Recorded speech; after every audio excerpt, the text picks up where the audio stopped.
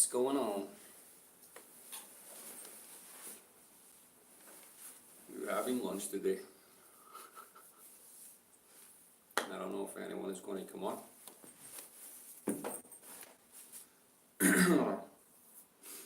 Hallelujah. But I'm having my lunch. You know that I put in avocado seed in this mix. A lot of vegetables,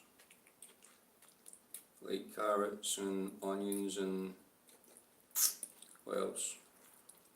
Peas, everything, man. And I put milk in it, and I put mustard, put what else? Like the tomato stuff for making the bolognese and cheese. So it really tastes like, it's really something special. It's a European concoction, that's what it is. A European concoction. So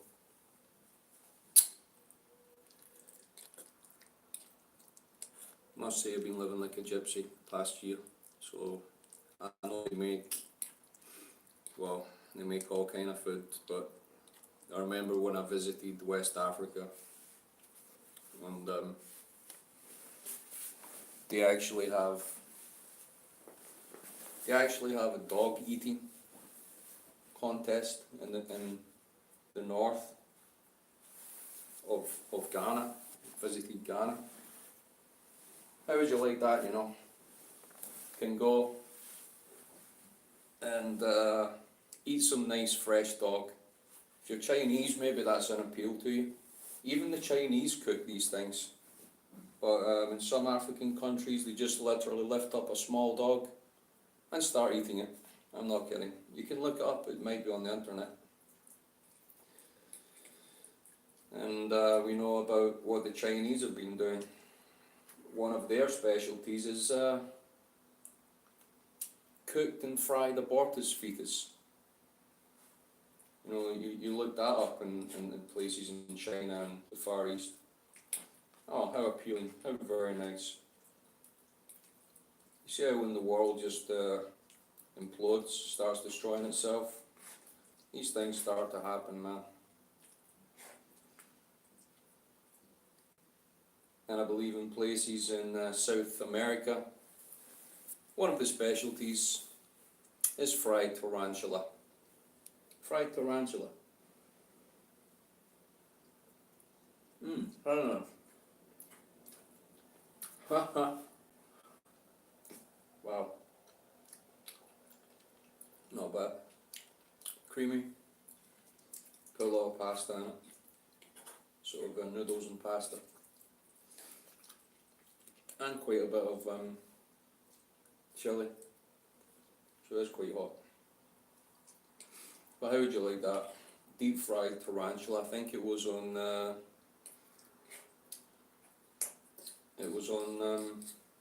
what's that guy's name? Gordon Ramsay. It's on his program. And then you see in these survival programs about eating snakes. Bear Grylls, isn't it? Bear Grylls. Like, that's him like trapping a snake and he's grabbing it, and then I don't know even if he skins it, but he just basically chops his head off, I think. Cooks it, and it's like, oh, when you're really out in the bush, you know, you really need to keep your strength up. I've spoken to real survivalists, and they say that eating a snake is like literally poison. It's not good for your body. And these aren't even religious people, these are top experts on survival. It's not recommended, especially you a poisonous snake. It's not recommended at all. You could end up doing yourself serious harm if you do that. And if you just have a little bit of knowledge, it can be deadly. You know what I mean? So I'd avoid all that stuff, man. Grow vegetables or something, even though the government is trying to stop you, man. Gotta do that.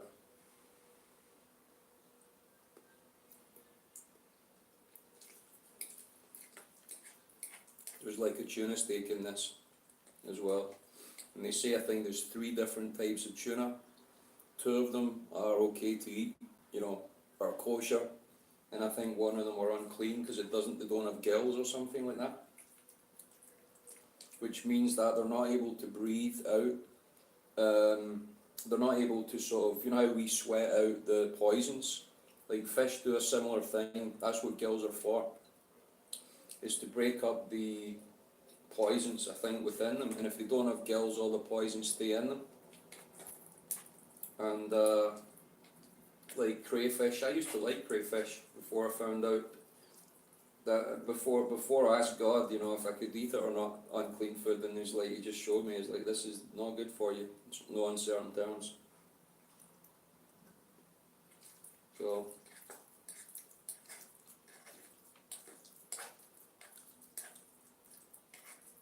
this really doesn't take me that long to make, but this is my food for the day, and then I'll just go out, maybe do some evangelism.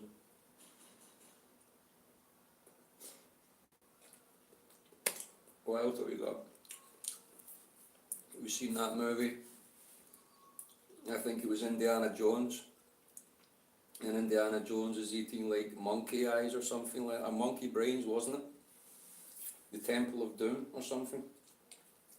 He's sitting down there to a nice monkey brain meal, and they're all tucking in, you know. And I think one of the guys offer him an eye, and this is like the delicacy. This is like a courteous thing to do. And if you don't take it, you're sort of seen as crazy if you don't eat a monkey eye, monkey brains. Yeah, I think you got monkey brains if you don't pray about these things, what you're eating, you know.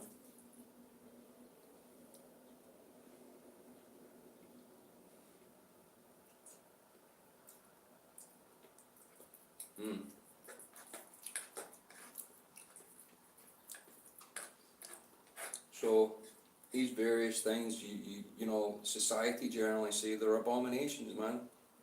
I don't want fried tarantula. I don't want like monkey brains and stuff. I want to go down to McDonald's. Let's discuss what's in that. Now, who is the recent guy who challenged McDonald's? Jamie Oliver. And this is a good 10 years ago, a long time ago actually. And he challenged McDonald's and enough to actually make them change their menu. So we didn't know what their ingredients was to begin with, and they said they changed their ingredients in their menu, and we still don't know what's in it. You know, in independent studies, in a Big Mac or a McDonald's burger, or any other fast food place for that matter, especially McDonald's, there's like less than 10% meat in it. Less than 10%. So what is exactly in there? And we've already heard of reports that human meat has been found in McDonald's in London and across different places. You know, human DNA, human meat has been found in there. Tesco's were selling mixed beef and mixed horse meat together. That's why it tasted a little bit off, you know. They were found out doing that. So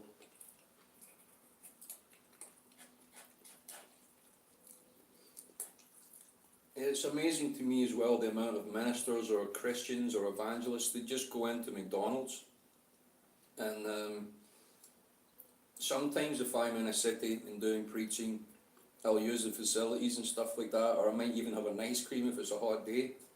But as for actually eating their food, not if you paid me, no way.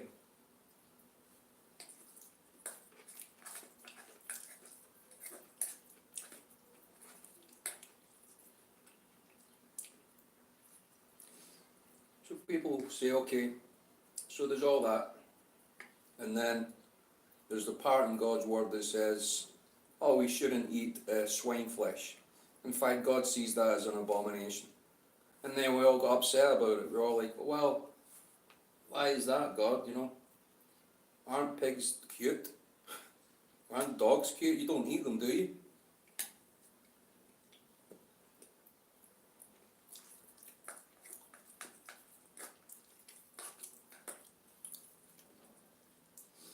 And I believe that all of God's commands and laws will be observed when Jesus, Yeshua, comes back to the earth. and rules and reigns with his saints. All these laws will be observed right through all the nations. It's just of a second nature or a first nature. It'll just be done. People won't question it because there'll be better things on offer by the time God gets here again.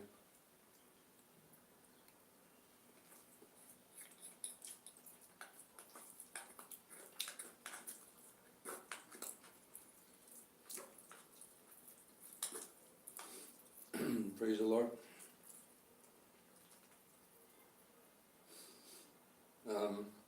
There's some good channels on like why carrots are good for you. You know, when you turn a carrot over to its side, it looks like an eyeball. So that's why they say it's good for eyesight. I think it's high in vitamin C. Red onion, I think, is meant to be good for the heart. You know, a red onion sort of looks like a heart, you know, and stuff. So yeah, I think there's some method in that. I think there's some truth in there.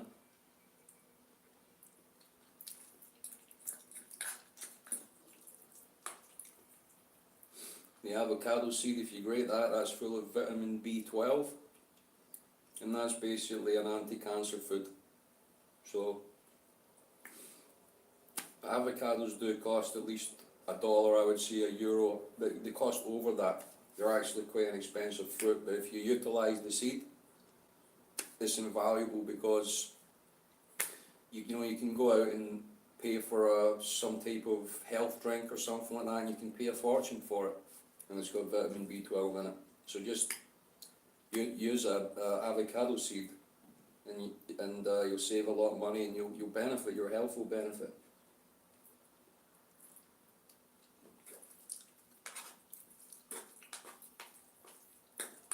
I hear a lot of people say, "Oh, John, why do you worry about your health?" I'm not worried about it. I'm commanded to take care of my health. You know, so it's like a command. I mean, we live in a dying body. We're going to die one day, but I think we're responsible for what we do, and God's going to judge us according to how we treat ourselves and treat one another. And so if you find something good, find some knowledge, pass it on, share it, and that's a good thing, instead of like, you know,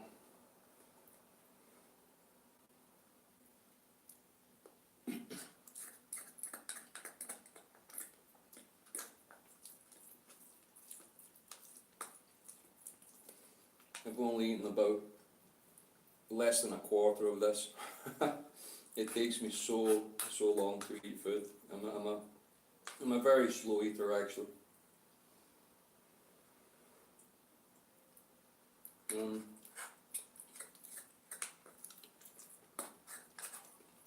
Yeah, I found out like Brian Harvey's video the other day, and he was just uploading a previous thing that happened to him. So I took that video down, but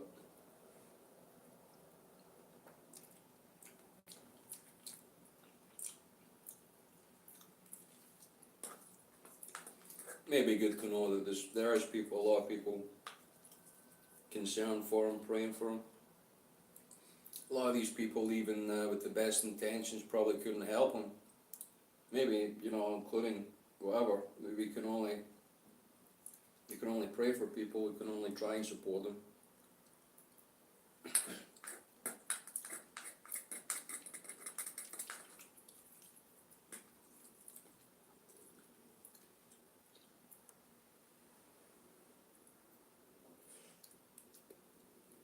But you know,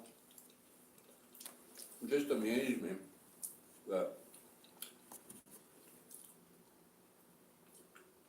people know that, or Christians, most Christians know that witchcraft is wrong.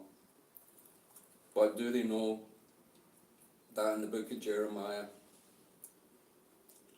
that I believe is disobedience is described as, or rebellion is the spirit of witchcraft. So if you're rebelling against any part of the Word of God, that is a spirit of witchcraft. So there might be people that are doing a type of witchcraft which is rebellion against God, and they don't even realize it.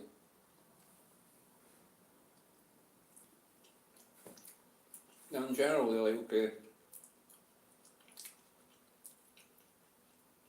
those who practice witchcraft will end up in hell. Those who do adultery will end up in hell. Those who kill another human being or murder another human being will end up in hell. But then we get to the fine lines, and like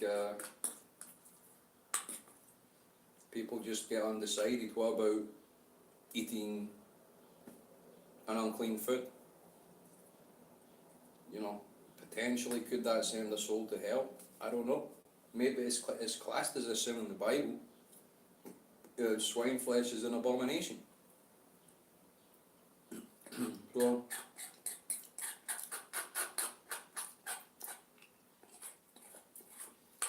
saved by grace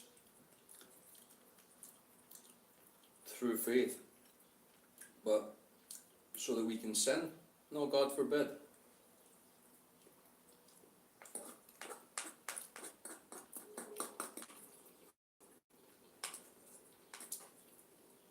Anyway, it's always been in human nature. Anything that's taboo, anything that's like God saying, "Oh, don't do that," because of the curiosity killed the cat nature that humanity has got. We go, "Let's try it," you know.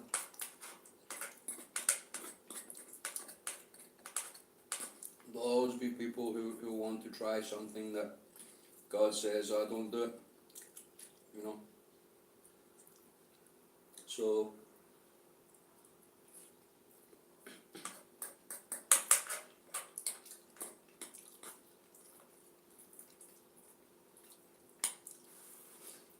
much chili in this, man, making my nose run.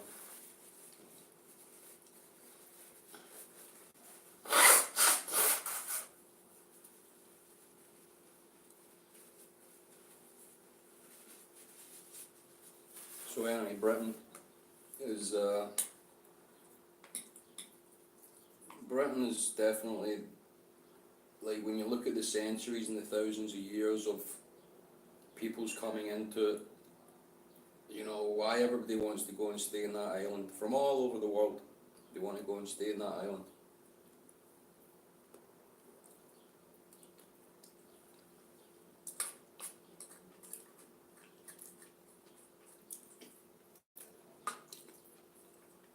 I mean, the next country north of Britain is Iceland, and then you got the Arctic Circle. So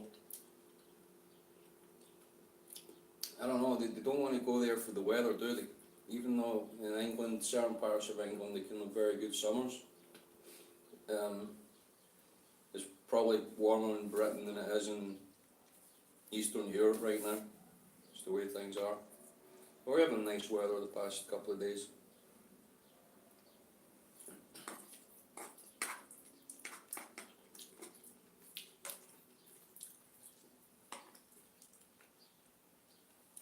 You had the Cornish people who were pretty much destroyed in England by the Angles. They're called the English. They came in and pretty much destroyed the Cornish culture. As we know, they fought against the Northern Confederacy tribes, which included the Scots, the Caledonians, the Brits were one of the original tribes in Britain. Why it's called Britain, you know, and their religion was like Druidism.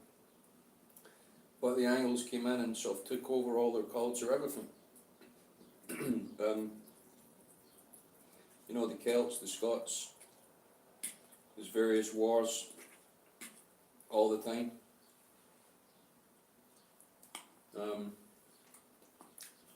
The English king,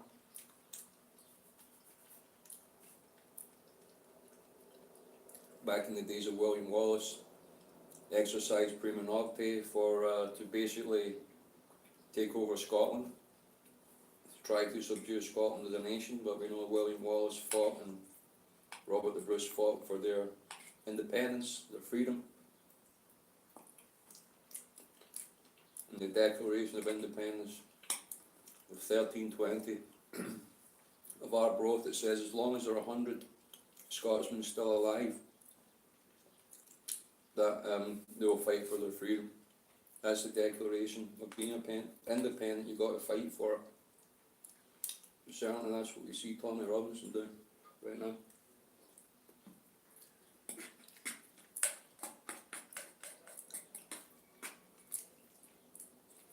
We really haven't taken up any swords yet. They're just trying to get the government to listen to them, but sadly, as I've already said, they're not going to. They're not going to. Why?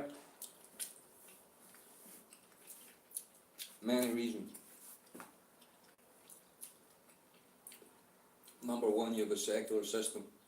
Used to be Christian, now it's secular. Now they've divorced themselves from the ways of God and the things of God. It's just almost like when David took the census, and that was a type of spiritual adultery, and that God gave him three, I think it was three options, and it was that, you know, God would judge him, or man would judge him, or something else. I forget. And I think he chose God's judgment, because he didn't want to put himself into the hands of the judgment of men, because he knows that God is more merciful. But I don't know if that's the option that Britain's taking. I honestly think that Britain's taking, I don't even know what it's doing now. One thing is for sure, it needs to turn back to God.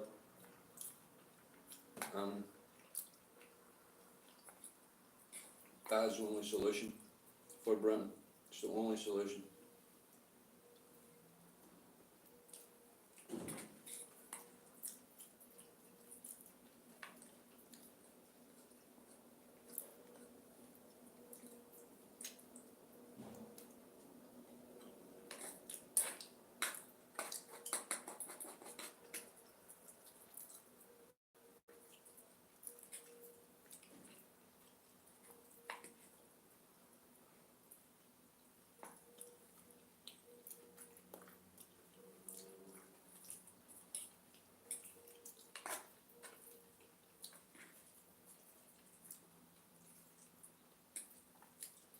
To be honest with you, I don't think that people have the balls to actually fight anything for independence. I don't think they have.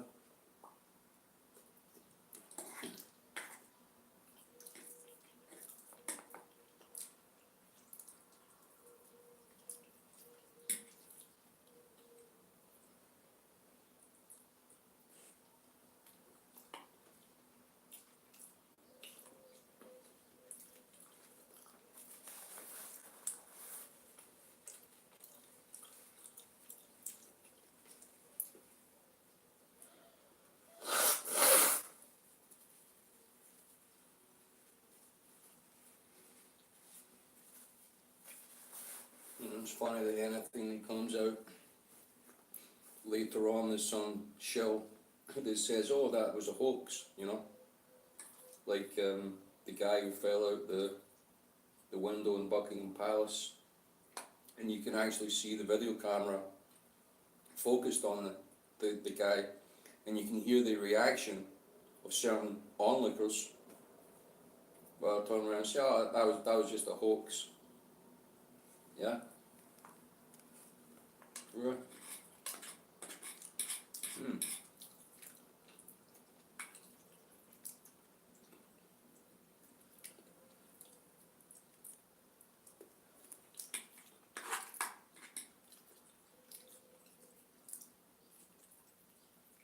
I wonder how many people in Britain practice cannibalism. Do you think there are any cannibals in Britain?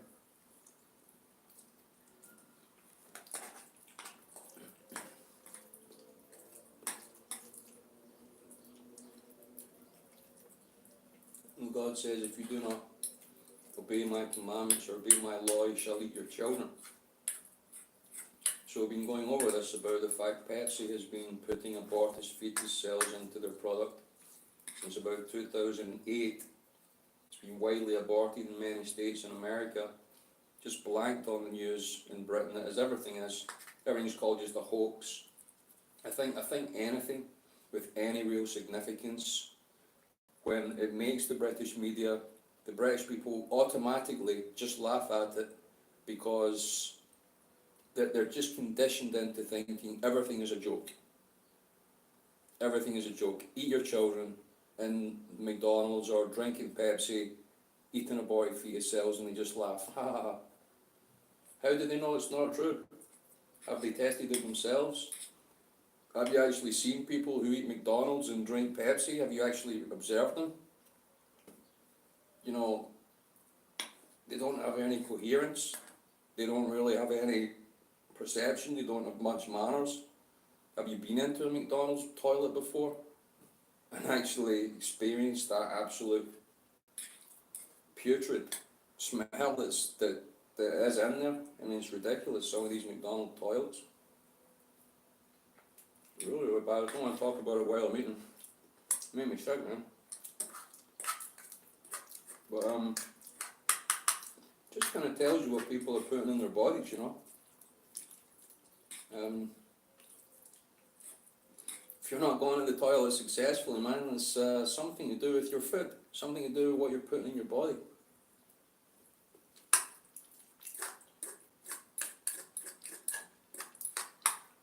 People these days just want to microwave everything. It kills all the vitamins, and people don't realise they need minerals and vitamins to keep their body pretty much disease free.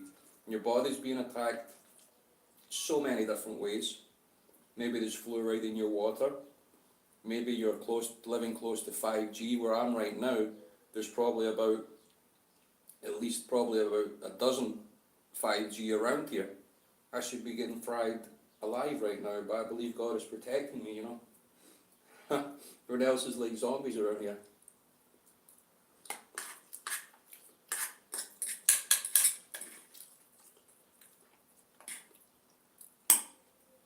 You know, so my point is, yeah, we should look after our health, but also pray for someone the other day, and they were having pains. So I was like, let me pray for you. Jesus' name, I rebuke that pain. And the guy looked at me and went, the pain's gone now. I think it was spiritually related, personally. I think there was some type of demon that was in it. But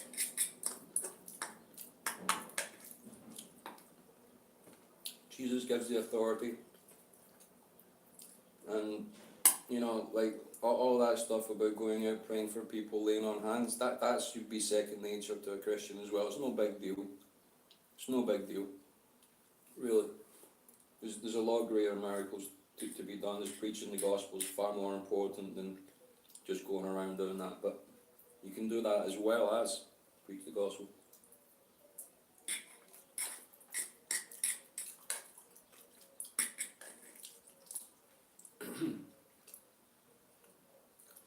Yeah, it's just spent a week eating unleavened bread, and that's literally the unleavened body of Jesus Christ I've been eating. So I feel, you know, just God releasing me right now just to go out there, as I did yesterday.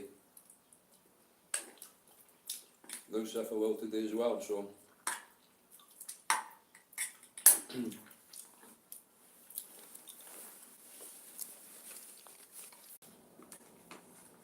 oh, I think we get interrupted there. I don't know. I think it paused when I put my connection in to charge my phone. I think it just paused.